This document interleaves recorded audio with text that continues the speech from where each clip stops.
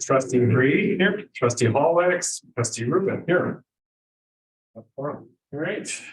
I don't think there's anybody here for public comment.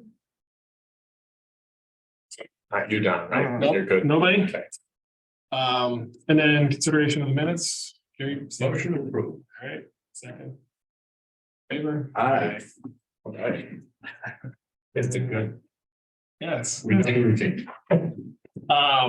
Nikki, do you want to go through the monthly report? Okay. Great. So on tonight's agenda is the January treasurer's report. We'll go through our general and water fund highlights, our other funds and cash flow projections, and then we'll go and spell out golf club. So this is our first report of January of 2023. We're off to a great start, which is a good place for it to be in January. Our property taxes are higher than last year by 1.6 million, but don't let that fool you. It's ultimately because of the delay in the second installment bill. So we were hoping, we typically would get about $20,000 in property taxes in January that just kind of trail over from the prior year. But obviously it's much higher this year because of the delay in the due date.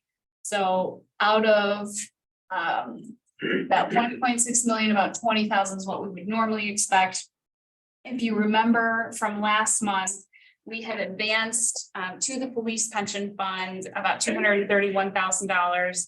That was to make sure that they got their full contribution in 2022.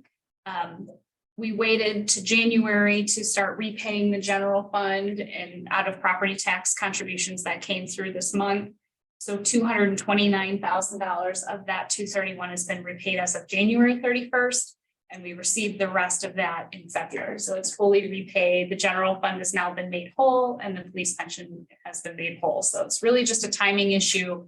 But the key is that as of December 31st, the pension fund was fully funded. So that's a good thing. Excuse me, before we move on from property taxes, are the financials going to reflect the true 2022 dollars in 2022 when they're done, as opposed to, you know, this slug being in 2023 and throwing things off? Yes.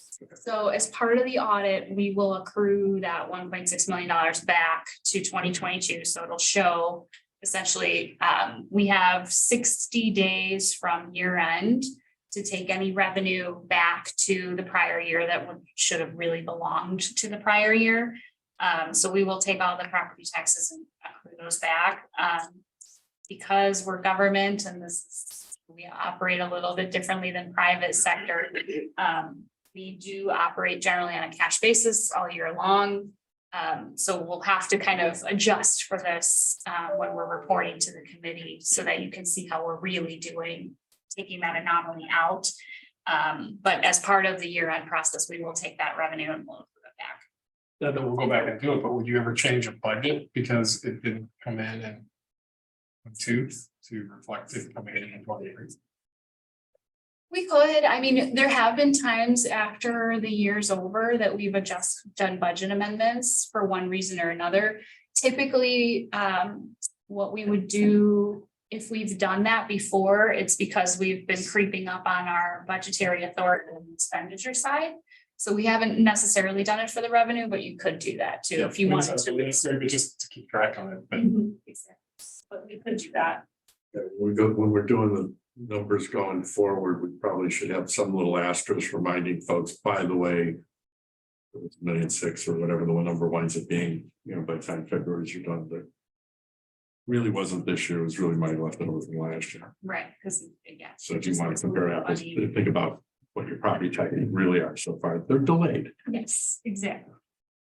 So it's a nice influx of money to start the year with.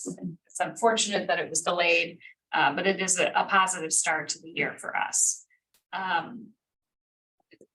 I hate to end the positive train, but on a negative note, and we talked about this a little bit at the last committee meeting, we do still know that the first installment for property taxes, the deadline has been extended to April 3rd. So while the second installment receipts were late, we're already expecting the first installment receipts to be late as well. So it's just kind of this trickle effect throughout the year. We don't have confirmation that the second installment will be late, but kind of expecting that. So that's kind of what we're going eyes wide open to the year. We're expecting that to be received later in the year. Is it still the same issues or are they just pushing it out for other reasons? So I think part of the reason why they extended the first deadline was for those folks that don't escrow their taxes and they had to pay all their taxes in December and then turn around again a couple months later and do it again. I think some of it was property tax relief, at least for the first installment, because the first installment is really just 55% of what you paid last year. So it's not really a numbers game right now. But the indications that we have that the second installment will be late is due to the same issue, that they're really just fighting over what assessments are fair. And the two systems don't talk to each other between the assessor's office and the treasurer's office. It's a mess. For the board of review, sorry. And what did they tell us, Phil, that it might take 3 years? It could be 3 years before they're fully integrated. But yeah, I think we can expect that the second installment will probably be November. The issue they have also is that they don't actually have legislative authority to delay without cause. So that also becomes a bit of a question mark as to how much they can actually delay. They did it obviously during the pandemic for other reasons, but I think we have a contact in the president's office, the county board president's office, who used to work for the board of review. He's actually serves on the plan commission. And we've had several conversations with him. Jim Thompson's his name, and I think we have helped in those conversations to provide a little bit of insight into the negative impacts, the rolling negative impacts of continued late property tax bills. So hopefully that's helping the process a bit. As soon as we hear more, we'll share with the committee, but I'm thinking it's not going to be great news. Okay, so circling back on good news, get back on a positive note. We have a number of revenues that started off super strong in January. They exceeded both our monthly budget targets and they're higher than last year. They're listed on the screen, but really the heavy hitters here that are probably most impactful are the building permits, the income tax, and the personal property replacement tax. Those remain at like all-time highs.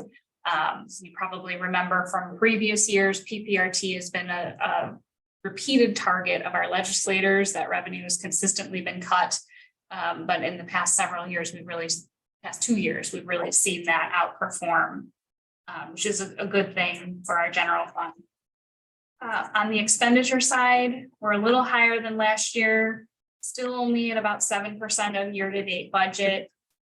It's a little higher than usual when we compare to prior years, just solely due to paying out the village's community grants. It's a timing issue. In past years, we paid those out closer to March 1, which was kind of in line with the old fiscal year. This year, we kind of accelerated that. We paid it out right in January, so it's kind of skewing those expenditure numbers. Aside from that, we're really on target in the general fund. So they're really, although it's higher than last year, it's really as anticipated. Exactly.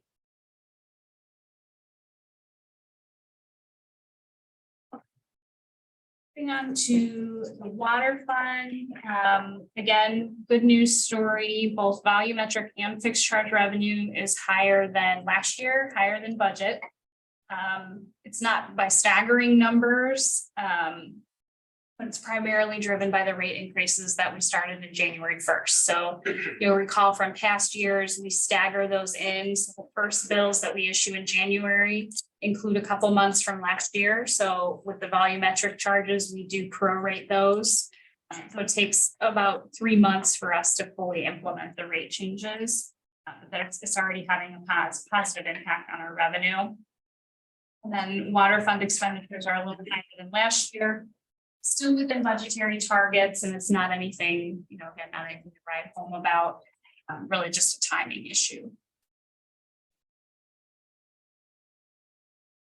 Our debt service fund, motor fuel tax and capital projects fund, there's really no activity in any of these and outside of some minimal banking fees. We're just too early in the year for anything significant to be happening there. On the personnel side, we are starting to see year-over-year differences from our cost of living and our collective bargaining agreement contract increases. So we're seeing a little bit higher than last year. And our overtime, this should surprise no one in this room, our overtime does remain elevated due to those vacancies, particularly in public safety. On the projection side, this is where we're kind of getting a little tricky, and we'll have to adjust the report to explain this properly. On a cash basis, the general fund is showing that we got $1.9 million over budget in revenue. If we reverse that out just to compare apples to apples, our revenues are running $224,000 higher than what we would expect at this time of year, which is a great way to start out the general fund for the year. On the water fund side, we have a whopping $400 over budget, so it's still a positive thing. So I wanted to note that we're off to a good Surplus is a surplus. That's right. It doesn't matter how much. When we look at revenues and expenditures together, we look at the overall fund surplus or deficit. The general fund is showing, if everything were to happen as it was in January and everything that we're predicting for the rest of the year, we would be drawing down on fund balance by $254,000. Now that includes that extra property tax dollars that we received in there. If you remember, our budget included a planned drawdown of $1.4 million for general fund reserves. That's for capital expenses. So we're on a cash basis, we're doing great. We're still going to be drawing down and fund balance this year in the general fund regardless, but so far we're in a good shape there. On the water fund side, we're projecting as of today that we'll add $2.5 million to water fund fund balance by December 31st. The primary driver of that is we're planning on issuing alternate revenue bonds in early spring. So that'll be coming down the pipeline as well. At month end, as of January 31st, our general fund balance is sitting just over $12 million. That is an unaudited fund balance. I do want to caution everyone that we have a lot of adjustments to make to that. That'll happen as part of the audit process. And the same thing with the water fund, 3.8 million unaudited is where we're sitting today. Respectively, the general fund, that's about 53% of our operating expenses. We're well above our fund balance target, closer to where we probably should be when we get our fund balance policy to where we want it to be. And the water fund is obviously high right now because we have those planned capital expenditures that are going to be drawing down. On the inflationary side, inflation was announced today. It's unfortunately, wasn't it? I didn't hear it. Oh, I thought, yeah. What was it? Yeah. No, what was it? Morning. So higher than what we were hoping for. It's not a decrease. So tiny. Unemployment as low as it is, I think it's gonna be a struggle to keep inflation much lower than it's been. So we are expecting the Fed to just continue to raise rates, which will not directly correlate to the rates that we get on the alternate revenue bonds, but it's certainly going to place upward pressure on it. So it is in our best interest probably to start that process sooner rather than later. Because of the pending referendum, our thought process was to try and coordinate those two together. So we will likely try to start issuing bonds in May or June of this year following the election to try and determine how the size and the magnitude of that bond issue. Locally, though, from an inflationary impact standpoint, our commodities are much higher than last year at 18.5% of budget. Again, this is just timing that we think at this point. But as I think we've talked about at previous meetings, we have several bids that will be coming before the board, and that'll be a good indicator of what we're seeing on a larger scale. because that's really where we'll feel the impact. And then contractual services are lower than last year, so that's really negligible from an expenditure standpoint. So before I get into this, are there any questions about any of the financials? Okay, so in the treasurer's report, we talked a little bit about vehicle purchases. We talked a lot about the delays that we've experienced in trying to order, particularly public safety vehicles, public works vehicles, especially specialty vehicles. And at this point, I'll turn it over to Director Mao and Director Lewandowski to talk a little bit about what they'll be proposing for you for your consideration on Thursday night. I'm gonna sit first, so I'll go first. Go ahead. On Thursday night, there'll be a memo in there regarding the purchase of 6 vehicles this year. If you remember during budget discussions, we were talking about rolling over 2 from 2022 that we did not get when they ceased production. And to try to stay ahead of the production delays, we proposed to order 4 in 2023. So that's our hope. So that's what we're planning to do. We do have orders in. When we were doing budget negotiations, we actually placed those orders early with our dealers because they had a very short window in November where they could take orders again. So we made the orders, and just last Thursday, a car was delivered. Had no idea it was coming. They didn't give us any warning. So they delivered it. And of course, we're not going to give it back. I will say when we called him to say, hey, what's going on with the car? He said, if you don't want it, please return it because I could sell it for double right now because everybody's desperate for cars. So we took possession of it. So as soon as we get approval, the invoice usually follows the delivery of a car by about 30 days anyway, because they've got to do title transfers and license plate transfers and things like that. So I think it's approved. Is it ready to go? I mean, is it? It comes to us just, it's a white vehicle. We've got to get like lights on it. It takes us, well, the problem too is we didn't know it was coming, so we are struggling to get in line at our vendor to upfit it. So we may not put this car in service Sharpie June. Because what they always do is the model year of the car is now a 2023, and they've changed a couple of the measurements, a quarter inch here and there, so some of our equipment may not transfer over. So we've got to order equipment, which is also part of the production delays and those kind of things. So it could be a while till we put the car in service. We locked it away in the garage. We're not getting it back, and we'll deal with that.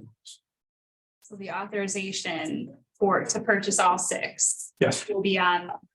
It's already approved. We have to do it You again. approved them in January of 2022, and they canceled everything in October. But we're just gonna roll the money, correct? Correct. So 4 of those were in the 23 budget. And then there'll be a separate agenda item on Thursday night to roll the funds and re-encumber them for the others that you already approved. And the other aspect of it is we are ordering from 2 separate dealers as well. So just if you're, as you're reading that agenda item, that may jump out at you as well. Similarly, but not quite as exciting. We had, you recall, we had two vehicles that were deferred from last year's, 22 budget because of availability, lack of availability. We pushed one of those ahead a year and a half based on what we were hearing into beyond 2023 into a future fiscal year because of what we were hearing. There's 3 pieces of equipment in this year's budget. Another leaf vacuum. It's noted on the screen. We're still waiting on the vacuum that we ordered a year ago this month. But as the general superintendent and I have talked, it doesn't have to be here in February. It just needs to be here by October. So we've got assurances from our supplier that's going to happen. And then we have budgeted for a replacement 3/4 ton pickup truck that serves one of our public works supervisors. And then we've got modifications to one of our large trucks with the replacement of a dump body and a salter. So we can get, because that's a chassis that we're not going to see from what we're hearing for several years, but it'll allow us to get more use out of that equipment, and then those parts will be able to transfer under a new chassis.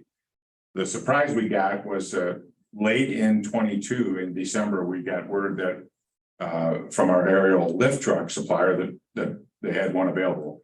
It was a mass order by a major utility company. They backed off on some, so similar to the public safety story. It was kind of like, you wanted it, you better raise your hand tomorrow, otherwise we'll find a home for it. So on the agenda Thursday night is requested purchases of the three budgeted items, plus what we reference as truck 29. That's a small aerial lift truck. It's a workhorse in the operations, both in the street sign division and forestry division.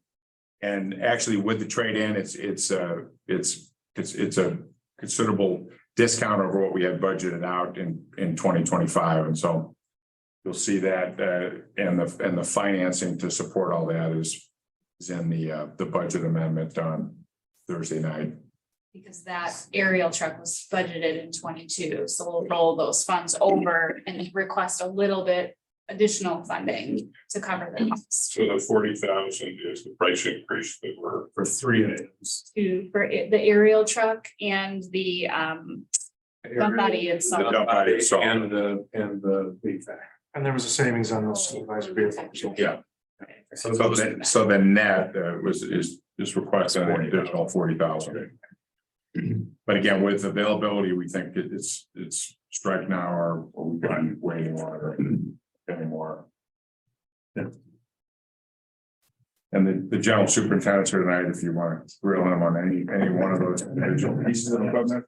See your PowerPoint now. Yeah. I got it ready. It's in my back pocket. But this was surprisingly good news to get, and so we're fortunate that we, working together with the finance director and the manager, come up with a plan that I think is doable. And considering the hieroglyphics that you almost need to understand all of these, we wanted to mention it tonight, and just if there were any initial financing questions or why or what, just to bring it up. And then obviously they're all sitting on the consent agenda for Thursday night.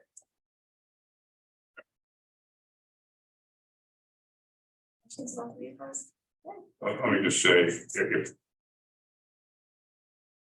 I built for 100 years ago on my project, it finally happened in my 8th year, was the leaf picker program, which we used to refer to as leaf suckers.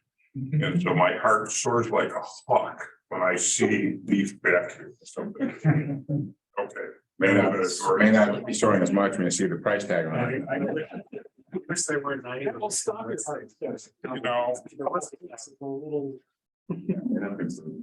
Alternate off-season uses for those. Okay, we should come up with those, but leaf suckers. Any questions on the treasurer's report? Okay, moving right along, hand it over to Stella. Hey. Hello. Just a brief report tonight. Our permanent tea time program is doing very well. We budgeted $30,000 more than we made last year, and we will exceed that budget. That's our third highest revenue driver for the golf course. It's a program that plays 19 weeks. So we got a lot of displaced golfers from Winnetka because they're going to be closed for 2 years. I'm happy to report on that. Our new instructor, we have developed some programs for this summer, which we did not have available last year, or group programming, which is a lower cost for women, juniors, intermediate players, kind of group setting. So it's a little less expensive.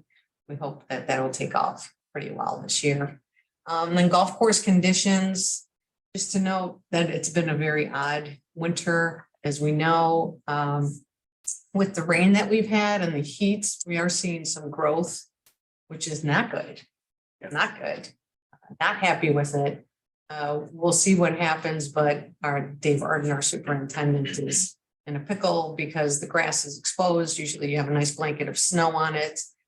We don't have snow mold, which is good, but it is exposed, and now that it's growing, if we do have lower temperatures, it could affect the conditions of the course. But we have been able to do a lot of tree work on the course and have taken a lot out of our debris pile to make room for this year. So everything else is going according to plan. One thing related to golf, I think with the coming referendum and the amount of money that we hope will, I think will sink into the golf course. I think we ought to, I don't know how we move it into general fund discussions, but having either a line item in the general fund related to the golf course plus the amount that's going out for the clubhouse.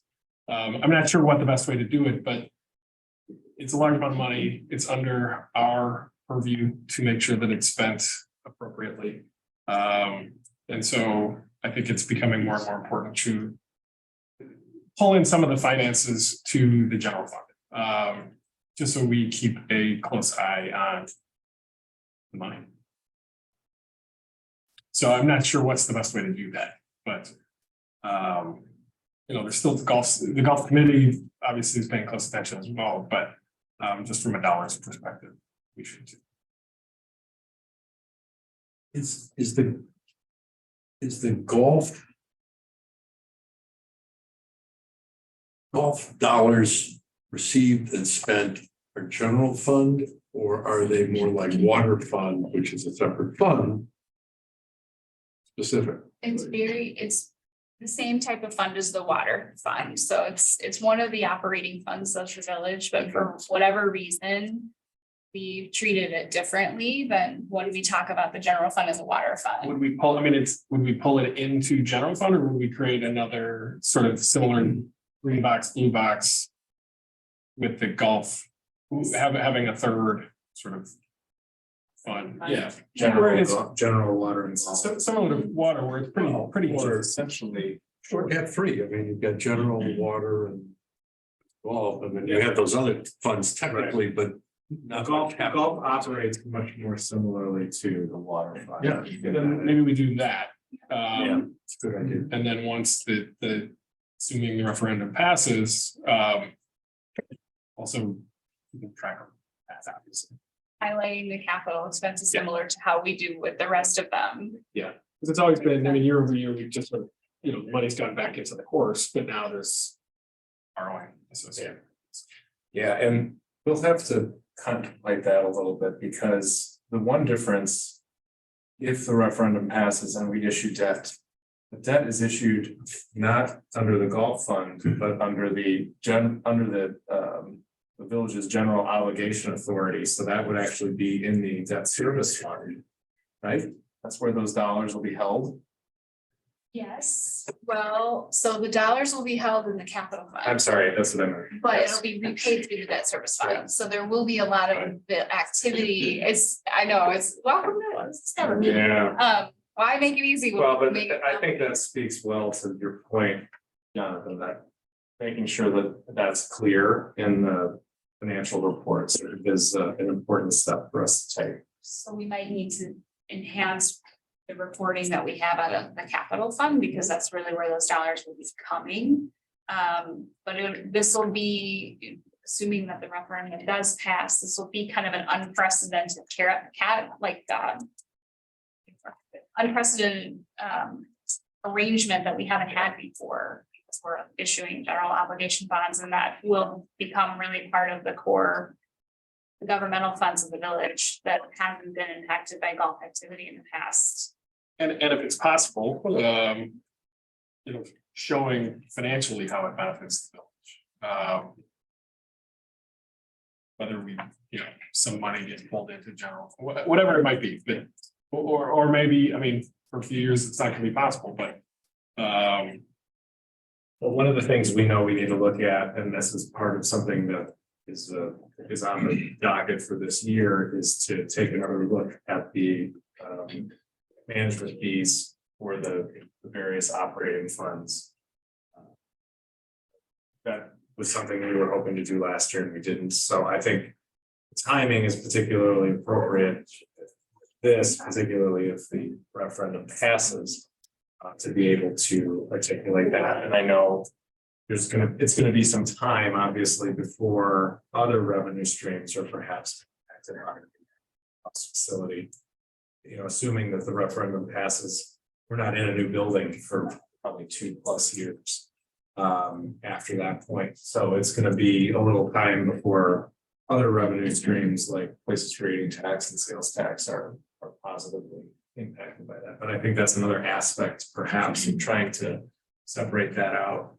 And if I can add to that, part of the discussion surrounding the referendum was that incremental net revenue that would be generated by the courses as a result of this, essentially this campus remodel.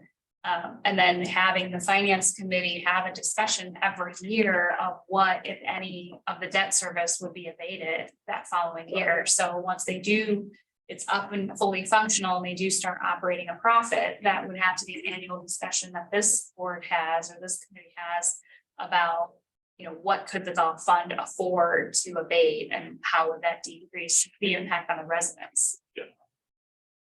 And I don't know, you know, county's role and how much we pay them. Whether that's something we ought to talk about, or. Well, I mean, I think it's certainly something we have, there's a budgetary line item relative to that. I don't know that we place seeds in it. Yeah, and we haven't placed a lot of emphasis on it. But I think it takes on a new level of emphasis now, again, given the environment shifting. So that would be something that is usually paid out, has to be paid out by June 30th.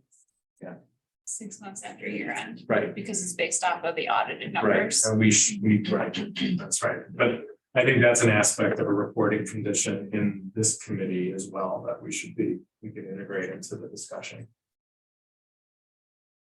And there's also the, you know, it's on county to look at how, like, how good you want it to look financially versus, I mean, what you don't want is it to look like this giant profit center that the county that says it's all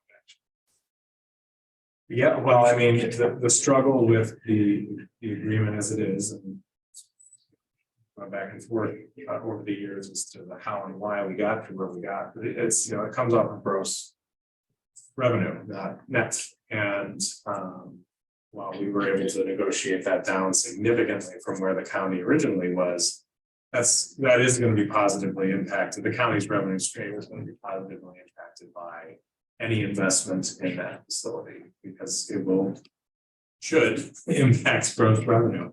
But that's a factor for sure. The other component of it is the extension of the land use agreement with the issuance of debt. So that we are now coming to a place that if referendum passes, we have until the end of 2024 to issue debt to extend the term of the agreement for the life of that debt cycle. There's likely to be several debt issuances. We're not going to do it all at once. It's going to It's on the end of 24. Yeah. Then it's 20 years after that, correct? Where we got that. Correct. Yeah. Shoot it as late as possible. Right. That's partly why we want to break it up too. Does the lease contemplate that the issuance of the debt could be after 2024? Approved before 2024? I think- issued after? That's a Or we very just have shorter debt. I don't have the language that clear in my head, but we'll take a look at that. Is what it is. Good question.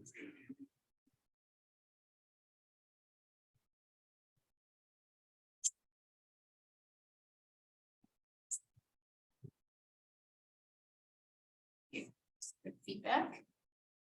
Okay, our last item on the agenda is the CIP update. I'll turn it to Margaret. Good evening. My update this evening will be very short, as you've already heard from the chief and Director Mao about most of the purchases on the schedules this evening. These schedules are updated with all of the calendar year 2023 CIP items that were in the budget. And they can be found in your packet on page 51, 52 for the monthly report and 53 for the quarterly report. We've put in new estimated delivery or completion dates for all of the projects. to what we can best guess. As the chief pointed out, some of the other vehicles have a date of, I believe, October of later this year for the vehicles, and here we received one already in February, so that's reflected in the schedule. And so we have the projects we've already talked about this evening, and then we just have another item that's going to be brought to the board for RJN Group of Wheaton, Illinois, for professional engineering and field services for the sanitary sewer. That'll be in before the board for approval on Thursday evening. If you have any other questions about the items that we've drawn attention to tonight, staff's here to answer your questions.